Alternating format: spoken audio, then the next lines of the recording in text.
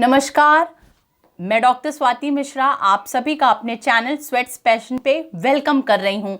आज जिस टॉपिक को मैं लेके आई हूँ वो है जीएस घुरिये के हम लोग रूरल अर्बनाइजेशन कंसेप्ट को देखेंगे। जीएस घुरिये ने कास्ट पे बहुत काम किया है, उसको हम लोगों ने देख लिया है, उनके लाइफ स्केच को समझ लिया, उनके इंडोलॉजिकल और मेथोडोलॉजिकल पर्सपेक्टिव को देख लिया, पर कहीं कहीं एग्जाम्स में उनके रूरल अर्बनाइजेशन कॉन्सेप्ट को भी पूछा जाता है। तो मुझे लगा कि जब मैं जीएस घुरिये को ही पढ़ा रही हूँ इधर कंटिन्यूस, तो मैं उनके ही टॉपिक्स को कवर करूं। तो आज जो हम लोग पढ़ेंगे वो पढ़ेंगे जीएस घुरिये रूरल अर्बनाइजेशन। आप सभी से ये उम्मीद है कि अगर आप चैनल को मेरे देख रहे हैं तो सब्सक्राइब ज़रूर करिए, मेरी मेहनत को आगे बढ़ाते लेकर के चलिए और लाइक और कमेंट ज़रूर करते रहिए। और चलिए आज हम लोग शुरू करते हैं G S Ghurye rural urbanisation. It is very very small topic, बहुत ज़्यादा इसमें नहीं है, मुश्किल से 3-4 पेजेस में ये ऑलमोस्ट फिनिश होने वाला है, तो बहुत अच्छे से आपको ये कंसेप्ट भी समझ में आ जाएगा। तो हम लोगों ने इनके लाइफ स्केच को देख लिया था, अब हम लोग इनके रूरल अर्बनाइजेशन कंसेप्ट को देखते हैं। तो जैसा कि आप सभी जान चुके हैं कि जो जीएस घुरिये की मेथोडोलॉजी है वो कौन सी मेथोडोलॉजी है, वो एंडोलॉजिकल पर्सपेक्टिव को फॉलो करते हैं। हिस्टोरिकल पर्सपेक्टिव, कंपैरेटिव पर्सपेक्टिव और इंडोलॉजिकल पर्सपेक्टिव, इन सबको वो जिसे हम टेक्सचुअल पर्सपेक्टिव भी कहते हैं, इन सबको वो आधार बना करके ही अपने थ्योरी का निर्माण किए हैं। जैसे कास्ट थ्योरी भी जो हम लोग उनके पढ़े हैं वो भी इन्हीं सारे पर्सपेक्टिव पे बेस्ड है। अब जो हम लोग रूरल अर्बनाइजेशन का कंसेप्ट पढ़ेंगे वो भी इसी थ्योरी पे बेस्ड है। तो सबसे पहले आप ये देख ही रहे हैं कि क्या लिखा है कि it is based on Indological and historical perspective. ये थ्योरी किस पे बेस्ड है? इंडोलॉजिकल और हिस्टोरिकल पर्सपेक्टिव पे बेस्ड है। आप लोगों को अगर नहीं पता है तो मैं फिर से बता दे रही हूँ कि इंडोलॉजिकल पर्सपेक्टिव क्या होता है।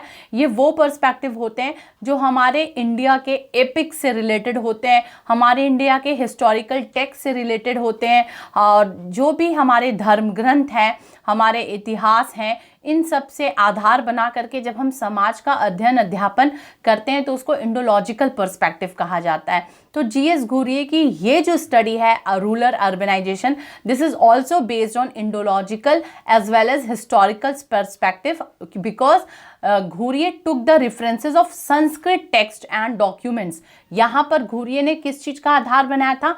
संस्कृत टेक्स्ट का, जो संस्कृत भाषा में लिखे हुए जो टेक्स्ट हैं उनको आधार बना करके, उन सारे डॉक्यूमेंट्स को आधार बना करके इन्होंने growth of urban centres in India, Bharat में कैसे अर्बन सेंटर्स का ग्रोथ हुआ, किस तरह से शहरी जो केंद्र हैं वो विकसित हुए भारत में, इस पे वो एक्सप्लेन किए हैं अपनी इस थ्योरी को। He said that urbanization in India was not just due to the industrial growth। अभी तक हम लोग हमेशा पढ़ते हैं कि जब भी हम अर्बनाइजेशन पढ़ते हैं, इससे पहले भी मैंने अर्बनाइजेशन से रिलेटेड भी वीडियो बनाया है, जब भी हम अर्बनाइजेशन पढ़ते हैं तो हम अर्बनाइजेशन में देखते हैं ना कि आखिर ये जो अर्बनाइजेशन का प्रोसेस हुआ है इसकी शुरुआत कैसे हुई। हम हमेशा कैसे देखते हैं, हम बोलते हैं कि अर्बनाइजेशन इज बिकॉज, क्यों होता है? It is because of industrialisation, ठीक है, it is because of western impact. ये सारी चीज़ों को हम देखते हैं कि आखिर जो अर्बन डेवलपमेंट हुआ है वो उसके मूल के पीछे क्या है?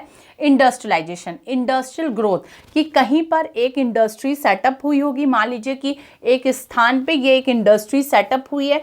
जब एक फैक्ट्री बन जाती है, एक इंडस्ट्री सेटअप हो जाती है, तो उसके इर्द गिर्द लोग रहना शुरू कर देते हैं, तो रेजिडेंशियल एरिया डेवलप होता है। अब लोगों की नीड्स फुलफिल करने के लिए मार्केट्स डेवलप होते हैं, लोगों की नीड्स फुलफिल करने के लिए एजुकेशन सेंटर डेवलप होते हैं, लोगों के हेल्थ फैसिलिटीज़ को इम्प्रूव करने के लिए हॉस्पिटल्स और ये सारी चीज़ सेटअप होती है।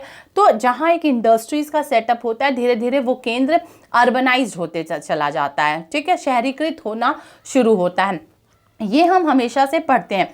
घुरिये ने थोड़ा सा इसे अलग अंदाज में ये बोलते हैं। घुरिये बोलते हैं कि urbanisation in India was not just due to industrial growth. सिर्फ इंडस्ट्रियल ग्रोथ के कारण हम माने कि भारत में इंडस्ट्रियलाइजेशन हुआ, अर्बनाइजेशन हुआ, ऐसा ज़रूरी नहीं है। It is started with in rural areas itself. कहा गया कि ग्रामीण क्षेत्रों में भी अपने आप अर्बनाइजेशन की प्रक्रिया देखी गई। मैं एक यहाँ पर डायग्राम बनाती हूँ कि एक मान लीजिए ये डिलीट इरेज कर दे रही हूँ, दूसरा ले रही हूँ। मान लीजिए कि ये एक रूरल एरियाज है, ठीक है। ये एक रूरल एरियाज में खुद ही कुछ ऐसे फैक्टर्स जनरेट हो रहे हैं जिसकी वजह से यहाँ पर अपने आप इंडस्ट्रियलाइजेशन का प्रोसेस शुरू हो रहा है, अर्बनाइजेशन का प्रोसेस शुरू हो रहा है। मतलब रूरल एरियाज में अपने आप कुछ ऐसे फैक्टर्स हैं जिसकी वजह से अर्बनाइजेशन की शुरुआत हो रही है, ऐसा ये कहते हैं। मैं इसको हिंदी में भी पढ़ के सुना देती हूँ कि उन्होंने कहा कि भारत में शहरीकरण केवल औद्योगिक विकास के कारण नहीं बल्कि इसकी शुरुआत ग्रामीण क्षेत्रों में से ही हुई है, ठीक है, ऐसा ये कहते हैं। आगे हम चलते हैं, क्या बोलते हैं रूरल अर्बनाइजेशन के कॉन्सेप्ट में। तो सबसे बड़ा आपने कॉन्सेप्ट पढ़ा कि जो इंडस्ट्रियल ग्रोथ की वजह से ही अर्बनाइजेशन हो, उन्होंने कहा ऐसा ज़रूरी नहीं है, रूरल एरियाज़ में खुद कुछ ऐसी चीज़ें होंगी जिससे अर्बनाइजेशन का ट्रेंड शुरू हुआ। अब आगे हम पढ़ते हैं कैसे कि development of agriculture needed more and more markets. कैसे हुआ कि मान लीजिए कि एक गाँव में, ठीक है, एक ये गाँव है, गाँव में एग्रीकल्चर ज़्यादा हुआ, प्रोडक्शन बढ़ा, ठीक है, ये मैं प्रोडक्शन बढ़ा रही हूँ। मान लीजिए कि ये प्रोडक्शन एक ग्रामीण एरिया में बढ़ा। अब क्या हुआ, इस प्रोडक्शन की बढ़ने की वजह से अब इसको कोई मार्केट चाहिए ना, ताकि जहाँ पर ये अपने प्रोडक्शन का खपत भी कर सके। इस तरह से मार्केट आना शुरू हुए, ठीक है। क्या बोलते हैं एक बार सुन लीजिए कि development of agricultural needed more and more markets, why to exchange the surplus in food grains. So in many rural areas one part of village start functioning into a market. कितना ब्यूटीफुल एक्सप्लेनेशन इन्होंने दिया है कि किसी एक गांव में production बहुत ज़्यादा हुआ, बहुत ज़्यादा इसमें प्रोडक्शन हुआ। ये मैं प्रोडक्शन बना रही हूँ डॉट डॉट डॉट डॉट, मान लीजिए बहुत ज़्यादा प्रोडक्शन हुआ। अब ये जो सरप्लस फूड ग्रेन्स हैं, जो सरप्लस कोई भी चीज़ें, कोई भी प्रोडक्शन अगर बहुत एक्स्ट्रा हो गया है तो इसी गांव का एक हिस्सा जो है वो मार्केट का रूप लेना शुरू किया। अब ये मार्केट का रूप लेना शुरू हुआ और ये जो एक्स्ट्रा हुए हैं वो इसी मार्केट में आए। किस लिए आए? सेलिंग के लिए आए। इस तरह से शुरू होती है, क्या शुरू होती है? अर्बनाइजेशन का ट्रेंड, क्योंकि urbanisation is related to market. Market जब शुरू हो रहा है तो अर्बनाइजेशन का ट्रेंड भी शुरू हो रहा है। This led to a township. इसकी वजह से क्या हुआ? टाउनशिप हुआ। टाउनशिप मतलब कस्बा। कस्बा आप जानते हैं ना, कस्बा किसको कहते हैं? जिसमें कि शहरी क्षेत्रों के भी कुछ कैरेक्टरिस्टिक्स रहते हैं और रूरल एरियाज के भी कैरेक्टरिस्टिक्स रहते हैं। दोनों मिले जुले कैरेक्टरिस्टिक्स कहाँ रहते हैं? कस्बे में रहते हैं। तो इस तरह से कस्बे की शुरुआत हुई। मतलब कि एक गांव का, जैसे फिर से मैं बना रही हूँ कि एक ये गांव है, गांव का एक हिस्सा मार्केट का रूप लेते गया, मार्केट की तरह काम करने लगा और ये बन गया कस्बा, टाउन बने। इसी तरह से आप, अगर आप गांव से बिलोंग करते होंगे तो, या कोई टाउन से भी बिलोंग करता होगा तो आप देखे होंगे कि टाउन जो होते हैं, कस्बे होते हैं, वो बहुत विलेज के आसपास रहते हैं। तो यही घुरिये ने बताया कि कैसे हुआ होगा कि जो सरप्लस फूड ग्रेन्स होंगे या सरप्लस जो भी प्रोडक्शन हुआ होगा उसके खपत के लिए विलेज का एक हिस्सा मार्केट के रूप में काम करना शुरू किया होगा और इस तरह से टाउन का डेवलपमेंट हुआ होगा। और जब टाउन का डेवलपमेंट हुआ तो development of administrative, judicial and institution system also. इस तरह से जब टाउन बना तो उसमें एडमिनिस्ट्रेटिव सिस्टम काम करना शुरू की, उसमें जुडिशियल सिस्टम काम शुरू की और उसमें इंस्टीट्यूशन भी काम करना शुरू किए। Ghurye approach to rural urbanisation reflects the indigenous source of urbanisation. इसीलिए इसको कहा गया है इंडिजीनियस सोर्स ऑफ अर्बनिज्म, कि जो भी ग्रोथ हो रही है वो इंटरनली हो रही है, ठीक है। पूरे उस विलेज का ही एक हिस्सा जो है वो मार्केट का रूप, मार्केट की तरह काम करना शुरू कर दे रहा है। तो इंडिजीनियस सोर्स है, मतलब खुद से जनित, मतलब कोई बाहरी फैक्टर्स की वजह से अर्बनाइजेशन नहीं हो रहा है, खुद की ही फैक्टर से अर्बनाइजेशन का ट्रेंड दिखाई दे रहा है।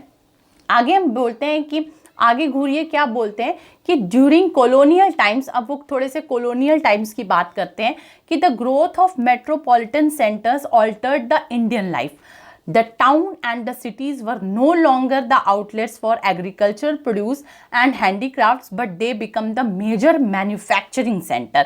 अब उन्होंने जब चूंकि उनका बेसिस ही टेक्सचुअल था तो उन्होंने क्या स्टडी की कि औपनिवेशिक काल में, ठीक है, कॉलोनियल पीरियड में, औपनिवेशिक काल में महानगरीय केंद्रों के विकास ने भारतीय जीवन को बदल दिया. जैसे जैसे इस तरह के मेट्रोपॉलिटन सिटीज डेवलप्ड होते गए, इंडियन लाइफ बदलती चली गई.